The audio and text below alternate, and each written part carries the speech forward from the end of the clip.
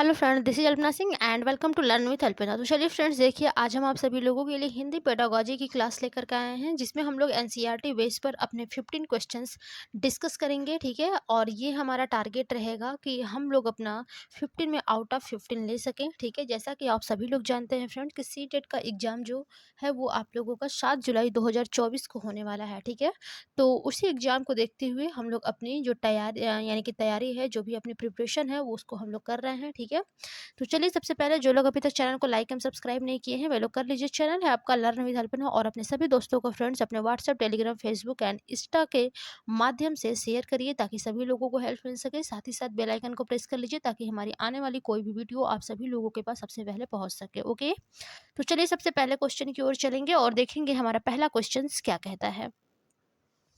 देखिए, आपका पहला क्वेश्चन है कि कक्षा 8 की अध्यापिका भाषा शिक्षण के दौरान शिक्षार्थियों को व्याकरण और शब्द भंडार की आपसी संबद्धता के बारे में बताती है, वह किस विधि का अनुसरण कर रही है। ठीक है, यानी कि जो कक्षा 8 की अध्यापिका है वो भाषा शिक्षण के दौरान शिक्षार्थियों को व्याकरण और शब्द भंडार की जो आपसी संबद्धता है, ठीक है, उसके बारे में बताती है। यानी कि व्याकरण और जो शब्द भंडार के जो आपसी संबद्ध होते हैं, ठीक है, उसके बारे में बताती है। तो वह किस विधि का अनुसरण कर रही है। पहला ऑप्शन है आपका कोश विषयक मॉडल, सेकंड ऑप्शन है सामाजिक सांस्कृतिक मॉडल, थर्ड ऑप्शन है आपका विधा मॉडल, और फोर्थ है आपका लास्ट कार्यात्मक मॉडल। तो यहाँ पर देखिए फ्रेंड, जो यहाँ पर यानी कि जो कक्षा 8 की अध्यापिका है वो भाषा शिक्षण के दौरान जो शिक्षार्थियों को व्याकरण और शब्द भंडार के जो आपसी संबद्धता के बारे में बताती है।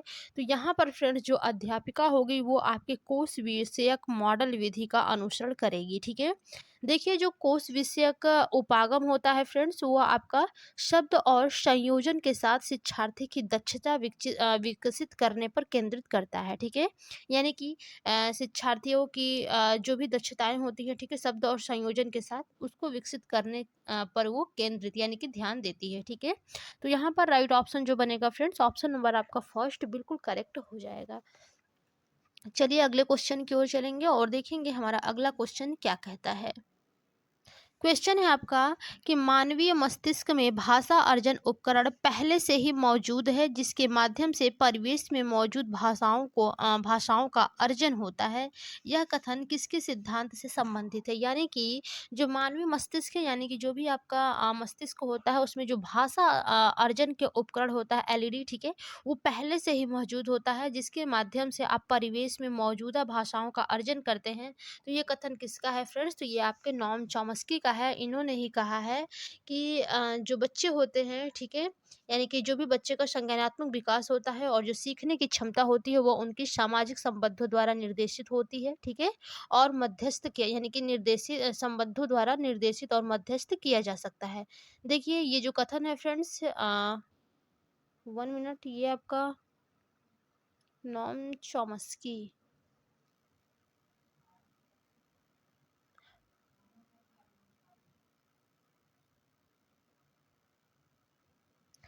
ठीक है, हाँ, ये जो बात कही गई है फ्रेंड्स, ठीक है, कि जो सामाजिक संबंधों द्वारा निर्देशित होती है, बिल्कुल सही बात है। हमने भी बात किया सामाजिक संबंधों की बात, तो वहाँ पर जब भी आपकी सामाजिक संबंधों की बात आएगी तो लेव वाइगोत्स्की होगा। ठीक है, लेकिन यहाँ पर जो बात कही गई है कि जो मानवीय मस्तिष्क में भाषा अर्जन उपकरण पहले से ही मौजूद है, जिसके माध्यम से परिवेश में मौजूद भाषाओं का अर्जन होता है। तो ये जो कथन होगा फ्रेंड्स, ठीक है, ये आपके नॉम चॉम्स्की से सिद्धांत यानी कि नॉम चॉम्स्की के सिद्धांत से संबंधित है। ठीक है, तो जो राइट ऑप्शन होगा फ्रेंड्स, ऑप्शन नंबर आपका फोर्थ ही बिल्कुल करेक्ट हो जाएगा। अगले क्वेश्चन की ओर चलेंगे और देखेंगे हमारा अगला क्वेश्चन क्या है। देखिए क्वेश्चन है कि भाषा अध्यापक होने के नाते भाषा शिक्षण का आपका क्या उद्देश्य होना चाहिए। यानी कि यदि आप फॉर एग्जांपल आप भाषा शिक्षण के अध्यापक है, ठीक है, यानी कि आप भाषा के अध्यापक है, तो वहाँ पर आप भाषा शिक्षण का क्या उद्देश्य होगा। ठीक है, यानी कि क्या उद्देश्य होना चाहिए। तो पहला ऑप्शन है व्याकरणिक विज्ञान का विकास, सेकंड है आपका स्वनिम विज्ञान का विकास, थर्ड है अकादमिक भाषा का विकास, और लास्ट है आपका फोर्थ संप्रेषणात्मक दक्षता का विकास। तो यहाँ पर देखिए फ्रेंड, जो यदि भाषा अध्यापक होने के नाते आप भाषा शिक्षण के संबंध में क्या उद्देश्य होना चाहिए, तो यहाँ पर आपका संप्रेषणात्मक दक्षता का विकास यही आपका उद्देश्य होना चाहिए। क्योंकि देखिए फ्रेंड्स, जो भाषा शिक्षण का मूल उद्देश्य होता है, ठीक है, यानी कि मूल उद्देश्य होता है वो भाषा कौशलों में छात्रों को निपुण करना होता है, ठीक है। और देखिए जो भाषा कौशल के मुख्य 4 प्रकार होते हैं, वो आपका लेखन कौशल होता है, अभिव्यक्ति कौशल होता है, ठीक है, वाचन या फिर पठन कौशल होता है, लास्ट आपका 4th श्रवण कौशल होता है, यानी कि हम लोग जिसे शुभोपली के भी नाम से भी जानते हैं, ठीक है। तो ये सब आपके भाषा कौशल के ही आपके तत्व हैं, ठीक है। 4 प्रकार कहते हैं या फिर 4 तत्व इस प्रकार से। तो यहाँ पर जो राइट ऑप्शन बनेगा फ्रेंड्स, ऑप्शन नंबर आपका 4th बिल्कुल करेक्ट होगा। अगला क्वेश्चन है हमारा कि क्रैसन के अनुसार, ठीक है, यानी कि जो आपके स्टीफन क्रैसन है उनके अनुसार कौन अधिक निवेश देखते एवं ग्रहण करते हैं, ठीक है, विश्वास के साथ अंतःक्रिया करते हैं और जिन बच्चों को निवेश मिलता है उनके संबंध में अधिक ग्रहणशील होते हैं। पहला ऑप्शन है न्यून प्रभावात्मक फिल्टर, सेकंड है आपका मध्यम प्रभावात्मक फिल्टर, थर्ड है आपका उच्च प्रभावात्मक फिल्टर और लास्ट आपका 4th है बहुत उच्च प्रभावात्मक फिल्टर, ठीक है। तो देखिए जब बात की गई है फ्रेंड्स आपके क्रैशन के अनुसार, ठीक है, कि यानी कि क्रैशन के अनुसार कहा गया है कि कौन अधिक निवेश देखते एवं ग्रहण करते हैं, ठीक है, और विश्वास के साथ अंतःक्रिया करते हैं और जिन बच्चों को निवेश मिलता है उनके संबंध में अधिक ग्रहणशील होते हैं। तो यहाँ पर देखिए फ्रेंड जो न्यून प्रभावात्मक फिल्टर होगा यही बिल्कुल करेक्ट होगा, क्योंकि देखिए जो क्रैशन है इनके अनुसार जो न्यून प्रभावात्मक फिल्टर होता है फ्रेंड्स, ये अधिक निवेश देखते हैं एवं ग्रहण करते हैं, ठीक है, और विश्वास के साथ अंतःक्रिया करते हैं और जिन बच्चों को निवेश मिलता है उनके संबंध में अधिक ग्रहणशील भी ये होते हैं, ठीक है। तो यहाँ पर आपका फर्स्ट ऑप्शन ही बिल्कुल करेक्ट होगा। चलिए अगले क्वेश्चन की ओर चलेंगे और देखेंगे अगला क्वेश्चन हमारा क्या कहता है। ओके, क्वेश्चन थोड़े लॉन्ग है, ठीक है, ये वाले। देखिए क्वेश्चन है कि भाषा के अंतःक्रियात्मक सिद्धांत के बारे में विषय या फिर असमान की पहचान करें, ठीक है, विषम, ठीक है, विषम या फिर असमान की पहचान करना है भाषा के अंतःक्रियात्मक सिद्धांत के बारे में। पहला ऑप्शन है आपका अर्थ अभिव्यक्ति के लिए भाषा संसाधन, सेकंड है आपका भाषा विभिन्न संप्रेषणात्मक कार्यों की अभिव्यक्ति का साधन है, थर्ड ऑप्शन है आपका भाषा अंतः व्यक्तिक और सामाजिक अंतः क्रिया का साधन है, और लास्ट आपका 4th है कि भाषा समाज में अस्तर बनाने का साधन है। तो देखिए फ्रेंड्स यहाँ पर जो आपसे क्वेश्चंस किया गया है, यानी कि जो भाषा के अंतःक्रियात्मक सिद्धांत के बारे में कौन सा विषम या फिर असमान है, ठीक है। तो देखिए जो आपका पहला है, ठीक है, हम लोग यानी कि देखते चलेंगे ऊपर से। पहला दिया है कि अर्थ अभिव्यक्ति के लिए भाषा संसाधन है, जो कि आपका ये असमान होगा फ्रेंड्स, ठीक है। देखिए ये सब भाषा के अंतःक्रियात्मक सिद्धांत के बारे में विषम या फिर असमान तथ्य हैं, ठीक है, यानी कि जो अर्थ अभिव्यक्ति के लिए भाषा संसाधन है ये भी आपका विषम होगा, यानी कि असमान है। सेकंड है कि भाषा विभिन्न संप्रेषणात्मक कार्यों की अभिव्यक्ति का साधन है, तो ऐसा बिल्कुल नहीं है कि जो भाषा है वो विभिन्न संप्रेषणात्मक कार्यों की अभिव्यक्ति का साधन है, ठीक है, ये भी आपका असमान होगा। थर्ड है कि भाषा अंतःवैयक्तिक और सामाजिक अंतःक्रिया का साधन है, तो ऐसा भी बिल्कुल नहीं है, ठीक है। तो यही तीनों फ्रेंड्स आपका असमान है, बल्कि देखिए जो लास्ट है आपका भाषा समाज में अस्तर बनाने का साधन है, बिल्कुल सही बात है, ठीक है। यदि आपका लैंग्वेज अच्छा है तो आप अपना समाज में एक ऊंचा स्तर बना सकते हैं, यानी कि एक ऊंचा दर्जा प्राप्त कर सकते हैं अपना अच्छा स्तर बना करके अपने समाज में, ठीक है। तो ये सब फ्रेंड्स आपके असमान तथ्य हैं, ठीक है। तो यहाँ पर क्या करेक्ट होगा हमसे, देखिए असमान ही पूछा है, तो पहला दूसरा और तीसरा यानी कि फर्स्ट ऑप्शन ही आपका बिल्कुल करेक्ट यहाँ पर हो जाएगा। ओके, चलिए अगले क्वेश्चन की ओर चलते हैं, देखते हैं अगला क्वेश्चन हमारा क्या कहता है। क्वेश्चन है कि सकारात्मक निर्भरता, समूह रचना, व्यक्तिगत जवाबदेही और सामाजिक कौशल किसके आधारभूत तत्व हैं। पहला ऑप्शन है सामुदायिक आधारित भाषा शिक्षण, सेकंड है कार्य आधारित भाषा शिक्षण, थर्ड ऑप्शन है आपका पाठ्य आधारित भाषा शिक्षण और लास्ट है आपका 4th सहयोगात्मक शिक्षण। यानी कि जब जो आपसे क्वेश्चन पूछा गया है कि सकारात्मक निर्भरता, समूह रचना, व्यक्तिगत जवाबदेही और सामाजिक कौशल किसके आधारभूत तत्व हैं, तो ये सब फ्रेंड्स आपके सहयोगात्मक शिक्षण के आधारभूत तत्व हैं। अंतर्निर्भरता, समूह रचना, व्यक्तिगत जवाबदेही और सामाजिक कौशल, ठीक है, ये सब आपके सहयोगात्मक शिक्षण के आधारभूत तत्व हैं। ओके, तो जो राइट ऑप्शन होगा फ्रेंड्स, ऑप्शन नंबर आपका 4th बिल्कुल करेक्ट है। चलिए अगले क्वेश्चन की ओर चलते हैं, देखते हैं अगला क्वेश्चन हमारा क्या कहता है। क्वेश्चन है कि एक भाषा अध्यापक होने के नाते निम्नलिखित में से कौन सा द्वितीय भाषा अर्जन के लिए अधिक सही रूप से लागू होगा। यानी कि एक भाषा अध्यापक होने के नाते, ठीक है, इन चारों में से, ठीक है, यानी कि चार ऑप्शन दिए गए हैं, तो इन चारों में से कौन सा द्वितीय भाषा अर्जन के लिए अधिक सही रूप से लागू होगा।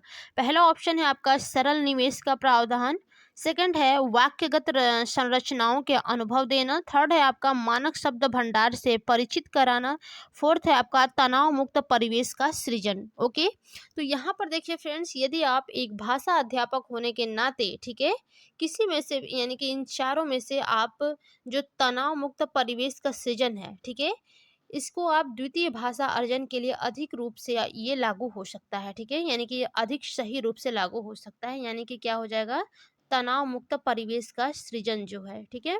तो यहाँ पर भी आपका जो राइट ऑप्शन होगा फ्रेंड्स, ऑप्शन नंबर आपका फोर्थ ही बिल्कुल करेक्ट हो जाएगा। ओके, चलिए अगले क्वेश्चन की ओर चलते हैं और देखेंगे हमारा अगला क्वेश्चन क्या है।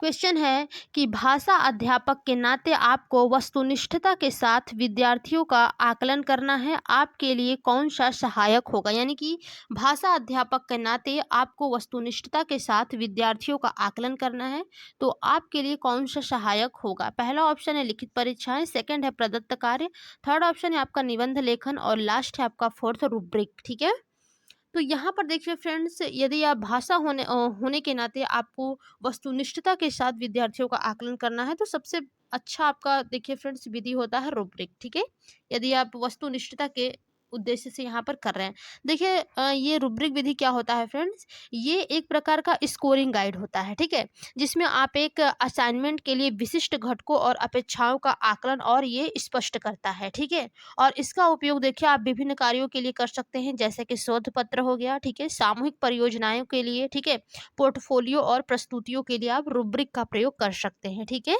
तो यहाँ पर जो राइट ऑप्शन बनेगा, ऑप्शन नंबर आपका फोर्थ बिल्कुल करेक्ट होगा। चलिए अगले क्वेश्चन की ओर चलते हैं और देखते हैं अगला क्वेश्चन हमारा क्या है। क्वेश्चन है कि एक अध्यापक एक ही समय पर सभी मानकों का प्रयोग करते हुए विद्यार्थियों द्वारा किए गए कार्यों की समग्र गुणवत्ता का आकलन करना चाहता है, उस अध्यापक के लिए कौन से रूब्रिक अधिक सहायक होंगे। यानी कि एक अध्यापक एक ही समय पर सभी मानकों का प्रयोग करते हुए विद्यार्थियों द्वारा किए गए कार्यों की समग्र गुणवत्ता का आकलन करना चाहता है, ठीक है, तो उस अध्यापक के लिए कौन से रूब्रिक अधिक सहायक होंगे। पहला ऑप्शन है आपका विश्लेषणात्मक, सेकंड है आपका समग्रतावादी, थर्ड है आपका सामान्य और लास्ट आपका फोर्थ है विशिष्ट कार्य आधारित। तो यहाँ पर देखिए जो सबसे करेक्ट ऑप्शन होगा फ्रेंड्स, वो आपका समग्रतावादी होगा। देखिए जब आप एक अध्यापक यानी कि एक अध्यापक एक ही समय पर सभी मानकों का प्रयोग करते हुए विद्यार्थियों द्वारा किए गए कार्यों को समग्र गुणवत्ता का आकलन करना चाहते हैं, तो उस अध्यापक के लिए समग्रतावादी रूब्रिक जो होता है वो सबसे अधिक सहायक रहेंगे। ठीक है, यानी फिर होंगे। ओके, तो यहाँ पर आपका जो सबसे करेक्ट ऑप्शन होगा फ्रेंड्स, ऑप्शन नंबर आपका सेकंड ही बिल्कुल करेक्ट हो जाएगा। ओके, चलिए अगले क्वेश्चन की ओर चलेंगे और देखेंगे अगला क्वेश्चन हमारा क्या कहता है। अच्छा, क्वेश्चन थोड़ा सा इधर उधर है, चलिए कोई बात नहीं, हम लोग देख लेंगे। ठीक है, क्वेश्चन है कि समग्र भौतिक प्रतिक्रिया के बारे में कथनों को ध्यान में रखें। ठीक है, पहला ऑप्शन है आपका गत्यात्मक गतिविधि के साथ मौखिक अभ्यास से सफल प्रत्यास्मरण की संभावनाएं बढ़ जाती हैं। सेकंड है कि द्वितीय भाषा अर्जन बच्चे की प्रथम भाषा अर्जन के समानांतर यानी कि समांतर प्रक्रिया है। ठीक है, तो यहाँ पर देखिए फ्रेंड्स बिल्कुल सही बात कही गई है कि यानी कि जो गत्यात्मक गतिविधि होती है इसके साथ आप मौखिक अभ्यास से सफल प्रत्यास्मरण की संभावनाएं जो होती है वो बढ़ जाती हैं। ठीक है, यानी कि जो भी आपकी मौखिक अभ्यास से जो आपका प्रत्यास्मरण यानी कि याद करने की जो भी शक्तियां होती हैं, ठीक है, उसकी संभावनाएं वो बढ़ जाती हैं। ठीक है, और द्वितीय भाषा अर्जन जो होती है वो बच्चे की प्रथम भाषा अर्जन के समांतर प्रक्रिया है। ठीक है, तो यहाँ पर देखिए बिल्कुल ही सही बात है। तो यहाँ पर देखिए आंसर क्या होगा। ठीक है, आंसर आपका देखिए ऑप्शन नंबर सी होगा कि ए और बी दोनों सही है। ओके, चलिए अगले क्वेश्चन की ओर चलते हैं और देखते हैं अगला क्वेश्चन हमारा क्या कहता है। थोड़ा सा इसको छोटा कर लेंगे, क्वेश्चन काफी लॉन्ग दे दिए गए हैं। ठीक है, क्वेश्चन है कि भाषा अध्यापक होने के नाते भाषा शिक्षण अधिगम के बारे में आपका क्या मत है। फॉर एग्जाम्पल कि आप यदि भाषा अध्यापक हैं, ठीक है, यानी कि आप लैंग्वेज के टीचर हैं, तो आप भाषा शिक्षण अधिगम में आपका क्या मत होना चाहिए। पहला ऑप्शन है भाषा अधिगम में बोधगम्य योग्यताएं उत्पादक कौशल से पहले आती हैं। ठीक है, तो देखिए ये तो बिल्कुल ही सही बात होगा कि जो भाषा अधिगम में आपका जो बोधगम्य, ठीक है, यानी कि बोधात्मक जो भी होता है, ठीक है, बोधगम्य यानी कि अंडरस्टैंडिंग जिसे हम लोग कॉम्प्रिहेंसिंग भी बोलते हैं, ठीक है, तो बोधगम्य जो योग्यताएं होती हैं ये उत्पादन कौशल से पहले आती हैं। सेकंड है कि श्रवण के द्वारा अर्जित कौशल दूसरे कौशलों में स्थानांतरित होते हैं, बिल्कुल सही बात है। जो भी आप सुन करके कोई भी चीज़, ठीक है, जो भी आप सुन करके कोई अर्जित करते हैं कोई भी चीज़, ठीक है, तो वो कौशल जो होता है वो दूसरे कौशल में स्थानांतरित होता है, ये भी बिल्कुल सही बात कही गई है। थर्ड ऑप्शन है कि भाषा शिक्षण में अर्थ पर बल देना चाहिए न कि नियमों पर, बिल्कुल सही बात है। जब भी आप भाषा शिक्षण यानी कि भाषा पढ़ा रहे हैं बच्चों को, ठीक है, तो सबसे पहले आपको अर्थ पर ध्यान देना चाहिए न कि उसके नियमों पर, ठीक है। तो ये तीनों ही बात सही कही गई हैं। और लास्ट है आपका चौथा कि भाषा शिक्षण पर्यावरणीय प्रभाव से मुक्त होना चाहिए। ऐसा बिल्कुल नहीं है कि पर्यावरणीय प्रभाव से ये मुक्त होना चाहिए, ठीक है। तो यहाँ पर देखिए फ्रेंड्स सबसे करेक्ट ऑप्शन जो होगा वो आपका फर्स्ट, सेकंड, थर्ड, यानी कि देखिए किस ऑप्शन में है, तो ये आपका देखिए ऑप्शन नंबर फर्स्ट में ही बिल्कुल करेक्ट दिया गया है, ठीक है। यानी कि जो इसका राइट ऑप्शन होगा ऑप्शन नंबर फर्स्ट ही बिल्कुल करेक्ट हो जाएगा। चलिए अगले क्वेश्चन की ओर चलते हैं और देखते हैं अगला क्वेश्चन हमारा क्या कहता है।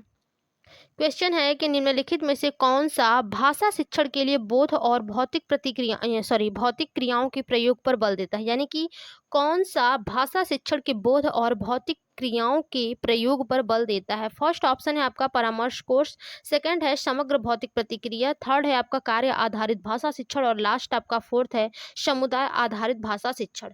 तो देखिए इसका जो करेक्ट ऑप्शन होगा फ्रेंड्स, यानी कि जो आपकी समग्र भौतिक प्रतिक्रिया होगी, ठीक है, बिल्कुल सही बात है कि जो समग्र भौतिक प्रतिक्रिया होती है फ्रेंड्स ये आपके भाषा शिक्षण के लिए बोध और भौतिक क्रियाओं के प्रयोग पर बल देता है, ठीक है।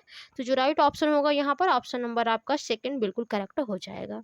चलिए अगले क्वेश्चन देखेंगे और देखते हैं कि हमारा अगला क्वेश्चन क्या कहता है।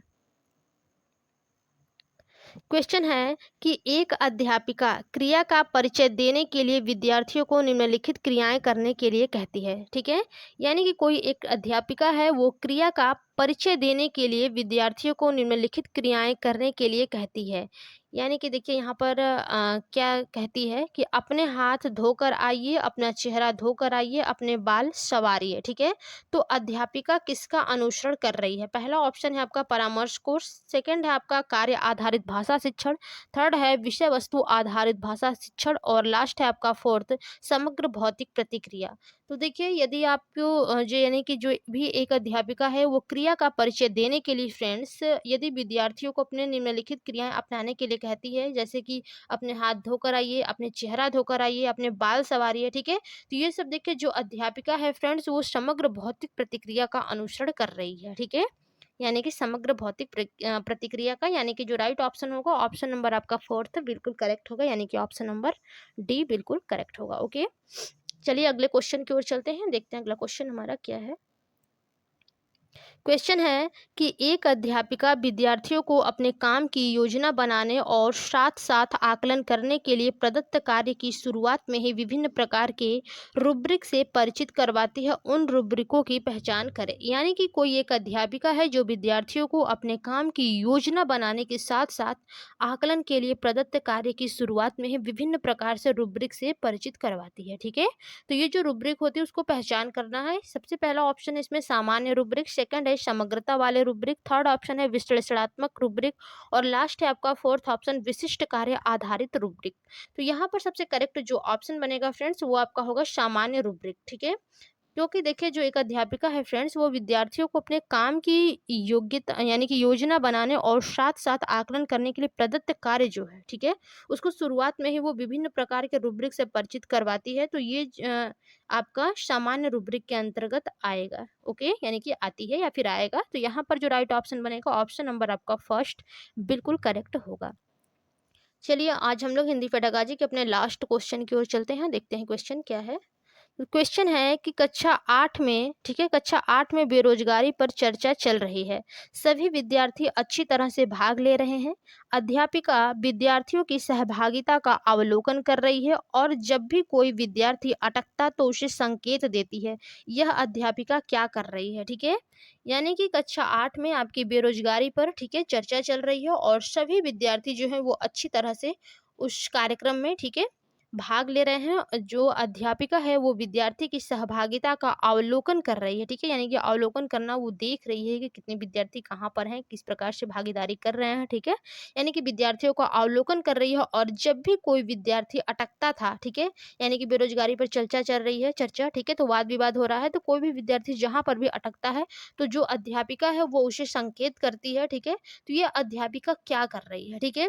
पहला ऑप्शन है आपका विद्यार्थियों को प्रोत्साहित कर रही है, सेकंड है विद्यार्थियों को प्रेरित कर रही है, थर्ड है विद्यार्थियों को किसी ओर ढाल रही है, और लास्ट है आपका फोर्थ कि विद्यार्थियों को मदद दे रही है, ठीक है? तो यहाँ पर जो सबसे करेक्ट ऑप्शन होगा कि कोई बच्चा जब अटक रहा है तो अध्यापिका उसे संकेत कर रही है, तो यहाँ पर क्या हो जाएगा, विद्यार्थियों को मदद दे रही है, ठीक है? और जैसे कि लेवाइगोत्स्की के संबंध में इसी को बोला जाता है पाड़, यानी कि स्कैफोल्डिंग। विद्यार्थियों को उनके माता-पिता, ठीक है, या फिर उनके टीचर्स संकेत करते हैं, ठीक है, किसी भी चीज़ में उनको हेल्प करते हैं, तो वहाँ पर पाड़ होता है स्कैफोल्डिंग, और ईज़िली भाषा में कह सकते हैं कि विद्यार्थियों को मदद दे रही है, ठीक है? तो जो राइट ऑप्शन होगा यहाँ पर आपका फोर्थ ऑप्शन बिल्कुल करेक्ट होगा। तो चलिए, आज की हिंदी पेडागोजी के क्लास में हमारे 15 क्वेश्चंस कंप्लीट होते हैं, ठीक है? और जो लोग अभी तक चैनल को फ्रेंड्स लाइक एंड सब्सक्राइब नहीं किए हैं, वे लोग कर लीजिए। चैनल है हमारा लर्न विथ अल्पना, और अपने सभी दोस्तों को फ्रेंड्स अपने व्हाट्सएप, टेलीग्राम, व्हाट्सएप और फेसबुक के जरिए शेयर करिए, ताकि सभी लोगों को हेल्प मिल सके, और साथ ही साथ अपने बेल आइकन को भी प्रेस कर लीजिए, ठीक है? ताकि हमारी वीडियो के आने वाली नोटिफिकेशन जो है वो आप सभी लोगों के पास सबसे पहले पहुंच सके। ओके फ्रेंड्स, तो आज की क्लास में बस इतना ही। मिलते हैं अगली क्लास में, तब तक के लिए धन्यवाद। Bye bye.